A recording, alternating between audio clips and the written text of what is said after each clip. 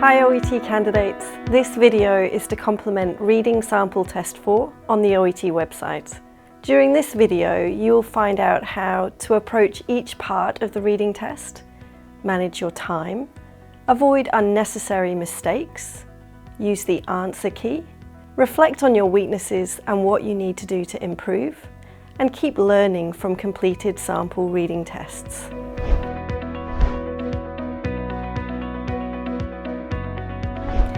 The OET reading test is the second subtest you will take on test day. It has 3 parts, and in total there are 42 questions. To score a B grade or higher, you should aim to score 30 to 32 from this practice test. This margin reflects the flexibility of the grade boundaries in the reading test to cover the slight difference in challenge from these particular topics and questions. When you are consistently reaching this score or higher using official OET practice tests, you can feel confident that you are test ready for OET reading.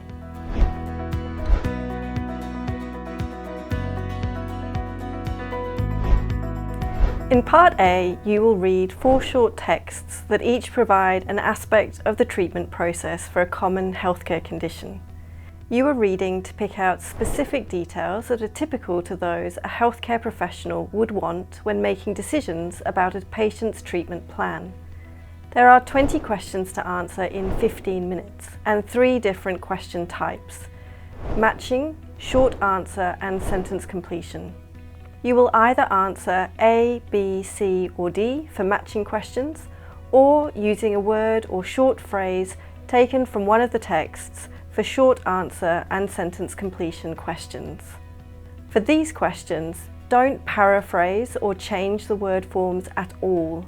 In your answers, you must only use words from the texts and they must be spelt perfectly. For OET on paper, you will write your answers in pen or pencil, while for OET on computer at a venue or OET at home, you will either select the correct letter using your mouse or type your answers. Here are 4 tips for Part A before we look at the papers.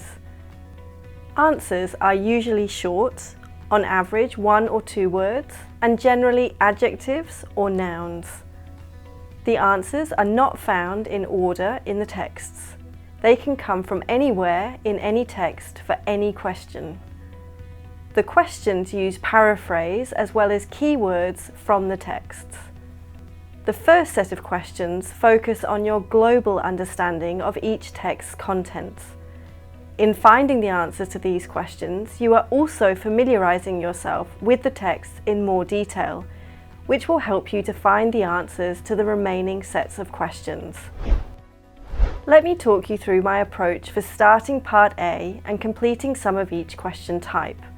Although 15 minutes isn't a huge amount of time, being methodical in reading each question to notice the clues it gives to which text will contain the answer and what type of information the answer is will reduce the time it takes to find it. I start with the text booklets.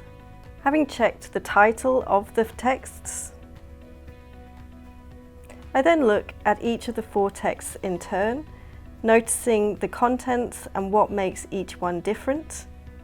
And then from each one I focus on the title. For text A, I notice it's about assessing a diabetic foot ulcer. Text B is about applying dressings to DFUs. Text C is about debridement of DFUs. And text D is about dressings. Turning to the question booklet, I read question 1.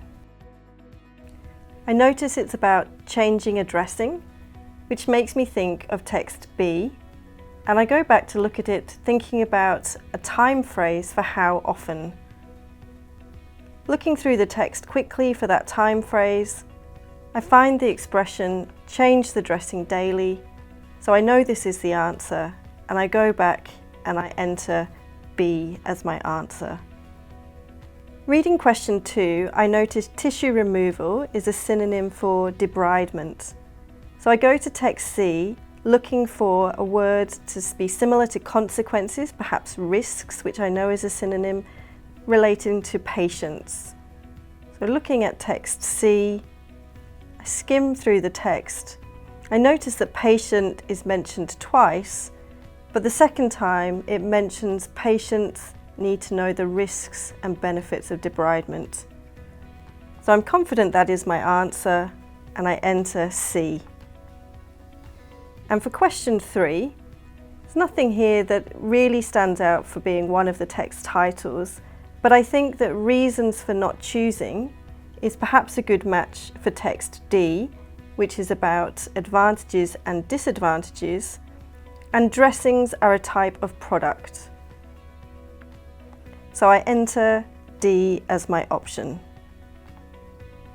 Moving on to questions 7 to 14, and looking at question 7, I notice that the question starts, what kind of, which makes me think of text A, which was about different types of DFU. So I have a look in that text thinking about losing sensation. The first row is about sensation, and looking along the row, I can see my answer is neuropathic. So I go back to the question and write this in carefully. Question 8 also includes the words what kind, so I think that it's going to still be in text A, and this time I'm focusing on words beneath the nail. So I go back to text A and I'm skimming through looking for words relating to nail. Spot one use of it here. So keep looking in this row, typical location, and I find under toenails. The answer is neuroischemic, and I need to be really careful with this answer because it's not a word that I'm familiar with, that I'm going to spell that correctly. Finally, question 9. What type of dressing makes me think of text D? And I need to think about what would be avoided if the wound is infected. So looking at text D, I'm looking for the words to do with infection. I find here concerns about use for infected wounds, and the answer on the left, hydrocolloids. So I go back to the answer place and add my answer, hydrocolloids. The last few questions, sentence completion questions. Question 15, I'm looking for a word that will fit in this gap, linking to after the dressing has been applied, which makes me think of text B. And I'm also looking for a word that will collocate with go on. So going back to text B, I'm looking through the text for words or a phrase that will fit, and I find here this sentence. Remember that footwear needs to accommodate any dressing, which seems to be a good match for that sentence. And so I go back and enter footwear as my answer. One final question, which is about the dressing again, so I think it's likely to be in text B, following the shape of the wound. So I go back to text B to look for words or a phrase that would match with the shape of the wound. Looking through the text, I find this word, contours, which I know is a synonym for shape. And at the start of that sentence, ensure wound dead space is eliminated. Eliminated meaning no. So I go back and check that sentence, and I can see that dead space would be my answer. Now try the rest of the questions yourself. You may have a couple of minutes at the end of the test to check your answers, but if you usually don't have any spare time, you should make sure you are checking your answers as you go. Things to check include having the right answer in the right gap. If you skip any answers while you're completing the paper, it's possible that you will record your next answer in the wrong place. The answer you have written is complete, i.e. you've written a full word or words in a phrase and haven't left the ending off any word in your rush to write the next answer. Your spelling. Your spelling must be 100% accurate, so copy your answer carefully as you write it and check the whole answer against the original. Remember, the timing for Part A is separate to the timing for Parts B and C. At the end of the 15 minutes, your answers on paper will be collected and on computer will be submitted before you see the questions for the rest of the reading test. For Part A, an answer will either be correct or incorrect. No half marks are available, and the answer you have written needs to directly match what is given on the answer key. The reading test is carefully written to make sure that there can only be one correct answer. The most common reasons for an answer to be incorrect are: it's illegible, it's unclear which is your final answer because it's not written on the answer line, there are spelling mistakes, more than one answer has been given, the answer is incomplete, so not all of the words in the answer key have been included, the answer is paraphrased rather than the actual words used in one of the texts, or question words have been included with the answer.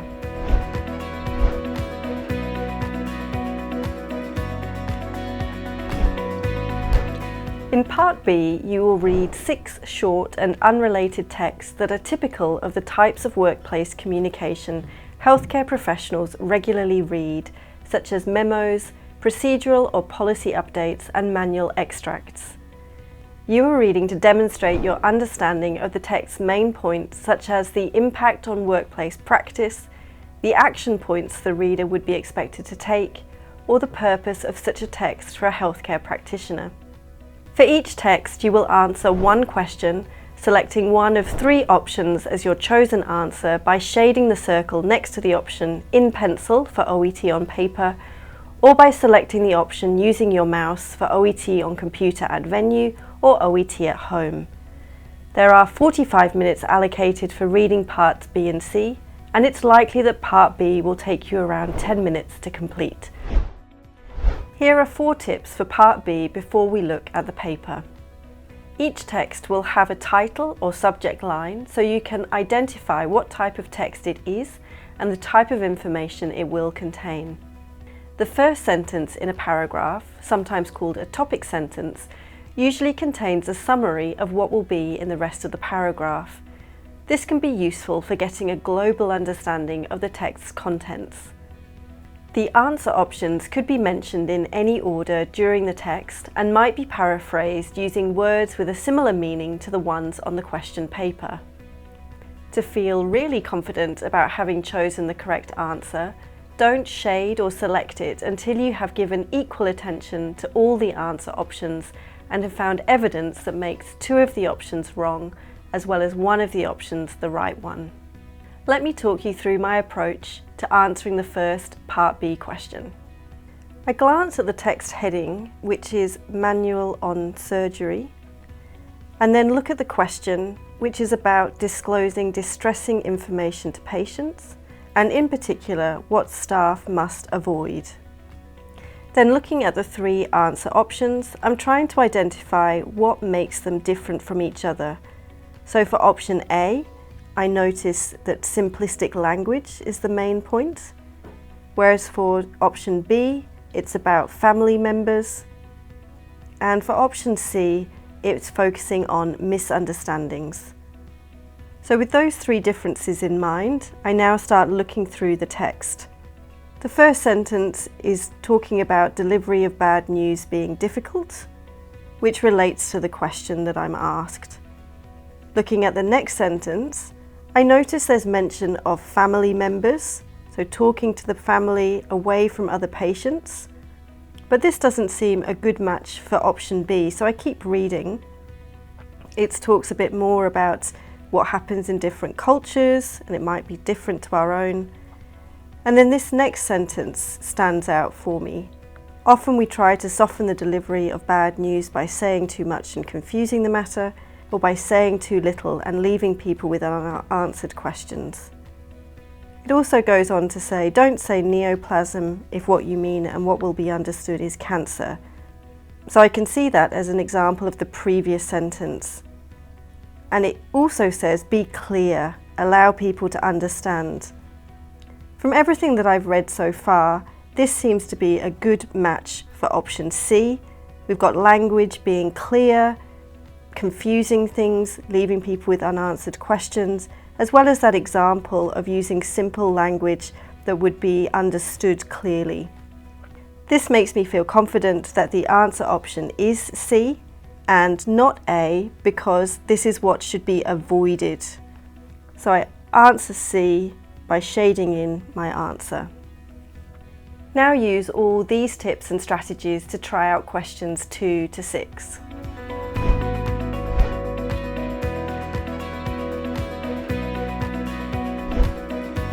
In Part C, you will read 2 longer but unrelated texts on topics that are of general interest to a wide range of healthcare professionals. You are reading to demonstrate your understanding of how writers outline and develop a viewpoint in longer texts using their own and expert opinions and through the language choices they make. For each text, you will answer 8 questions, selecting one of 4 options as your chosen answer by shading the circle next to the option in pencil for OET on paper, or by selecting the option using your mouse for OET on computer at venue or OET at home. You should aim to spend around 35 minutes on Part C. Here are 5 tips for Part C before we look at the paper. Questions move sequentially through the text, and many questions tell you which paragraph to focus on to find the answer. You will not need to return to a previous part of the text once you have answered a question about it. Questions are unrelated to each other. You do not need to have answered the previous question or understood that section of text to be able to understand and answer the next question or section of text. Concentration is important. You will need to think carefully about what the text says and the different answer options. This will feel tiring to your brain, but it's very important that you maintain your focus for all of the questions. The linguistic questions can be quicker to answer. At least one question for each extract will test you on a linguistic feature of text. It could be how given phrases create meaning for the words around them, or how reference words such as it or they replace longer nouns to avoid repetition. These questions will require reading less text to answer, so you may be able to allow less time for them to use on other questions. Keep an eye on the time. You have time to read carefully once or twice, but not repetitively. You will need to select an answer having read the question, relevant text section and answer options, or at least move on if you're struggling to choose an answer and come back to it again at the end. Let me talk you through my approach for the first 2 Part C questions. There are 2 strategies I like to use, so I'm going to do one question with each as demonstration. For question 7, I look at the question and notice that it doesn't really tell me much other than we're thinking about an aspect of DM1, diabetes 1. So I look at the 4 answer options to notice what is different between those answer options that help me when I'm looking at the text. For option A, I notice that it's about the demanding treatment regime. Answer option B, that it's to do with the problems it causes society. Option C, the disruption it brings to patient lives. And option D, the severity of medical complications. So with those differences in my mind, go now to paragraph 1 of the text and start reading. The first sentence actually picked up a lot of the answers option language. So I can see here that we've got it's a chronic condition, a significant public health problem, and that there are complications and premature mortality. But I need to read more to find which of those might be the correct answer option. So looking at the next sentences, I can see that this is about the onset of diabetes and insulin as one of the treatment therapies. You can also see that it creates changes, biological and psychological. And then I notice we have some quite strong language. So we've got force patients to face complicated challenges, maintaining optimal physical health, managing their condition and dealing with possible comorbidities, unpredictable symptoms. And in the final sentence, it talks about demanding radical changes in lifestyle. So going back to my answer options and thinking about which one of those seems the best fit, I don't think that it's option A, because it only talks about insulin as part of the treatment, but not whether it's demanding. It talks about it being a public health issue in terms of society, but that's all that's mentioned there. There is a lot of mention about disruption to patient lives that I've just seen. And again, medical complications is touched on, but not in a lot of detail. So just having one last look at the text, thinking again about that strong language, I feel confident that option C is the correct answer, and I shade that in as the answer for 7. Now for question 8, I'm going to cover up the answer options so I can't see them and be distracted by them, and instead just look at the question, which is about the biopsychosocial approach. And going to the text, I'm going to look for what I think would be the answer of the benefit of the biopsychosocial approach before checking the answer options. So scrolling back to the text, I'm looking now for where that main word biopsychosocial first comes up, and I notice that in this sentence. So this is where I start reading. So diabetes needs a biopsychosocial approach, has medication, compliance, psychological intervention. It's talking about group therapy. None of this is yet standing out clearly as a benefit. This sentence, it has been used for its effectiveness as a therapeutic approach. Now that sounds like a benefit. And a process that enables simultaneous treatment of a large number of patients. So that's again stands out as a benefit. So going back to the answer options now, I'm going to see if any of those match those two ideas. So we've got option A is about research, option B focusing on the person as an individual, option C addressing issues shared by many patients, and option D to do with mental health issues. So from those 4 options and thinking of those 2 benefits that I think I picked out just now in the text, option C is looking the most likely because it did talk about group therapy. So I'm going to go back to the text and look for more evidence because I haven't seen anything to do with persistent conditions. So looking at that paragraph again, I'm just going to read the first sentence because I noticed that the biopsychosocial approach has consequently given at the beginning, and that is a word that tells me as a result of this sentence is further evidence. So looking at that sentence, I've got about patients' individual differences play a significant role, and also they will share several common psychological reactions, talking about stress over the course of their condition. So that seems to me to pick out the other part of option C, addressing issues shared by many patients with persistent conditions. There's not enough evidence given for any of the other answer options, so I feel confident that C is the right answer. I shade that in. I feel sure that the other answer options have been discounted.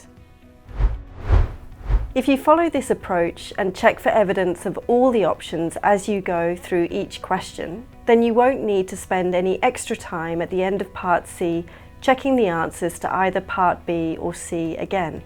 As you enter your answer, take care to shade your chosen answer fully. If you change your mind, you can use an eraser to remove that answer and then shade in your final answer. Parts B and C are computer marked. Only answers entered correctly can be scored. The most common reasons for an answer to be incorrect are: instead of shading, the answer option has been circled or underlined, or a tick or cross has been put over or next to the option. More than one answer option has been shaded, or answer options have been struck out, but no final answer has been selected on computer. Use all of these tips and strategies to try out the remaining questions for Extract 1 and the questions for Extract 2.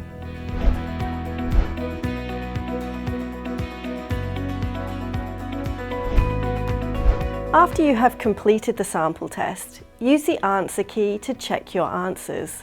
After checking your answers, you then need to reflect on your mistakes. Really think deeply about why you made the mistake and look again at the question paper and texts to try to understand what caused each error.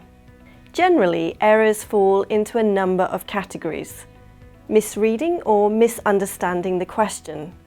When quickly reading the questions, you can sometimes think the question is asking something different because you haven't read it carefully enough. Perhaps you chose a Part B answer option because you missed the key verb in the question, asking what should be avoided, and instead chose what should be done. Perhaps you just focused on individual words in a Part C question, rather than asking yourself, in combination, what do those words mean I am reading for? Keyword matching. Candidates sometimes choose an answer because a word or phrase in one of the Part B or C answer options appears in one of the texts. All of the answer options will be covered in the text to an extent, so it's vital that you are reading carefully to find the option that best matches what is written, rather than because of the repetition of a word or phrase.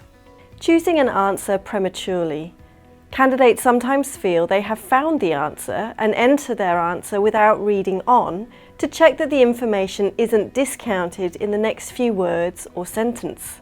When you feel two answer options are possible, it's important to read the sentences in the text where you think the evidence for each is given and determine which is most accurately supported.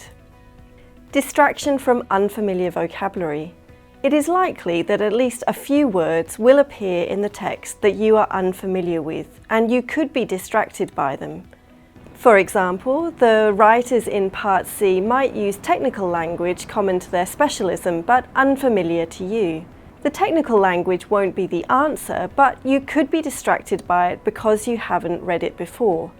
When reading, you need to build your tolerance to seeing unfamiliar words and not being distracted by them, so that you stop reading for a few seconds to puzzle over the meaning.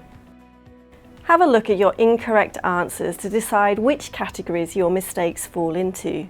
These weaknesses then become the areas to focus on as you continue to practice and develop your reading skills, so that when you come to try another reading test in the future, you are reducing the number of mistakes made in each category or not making any of them at all.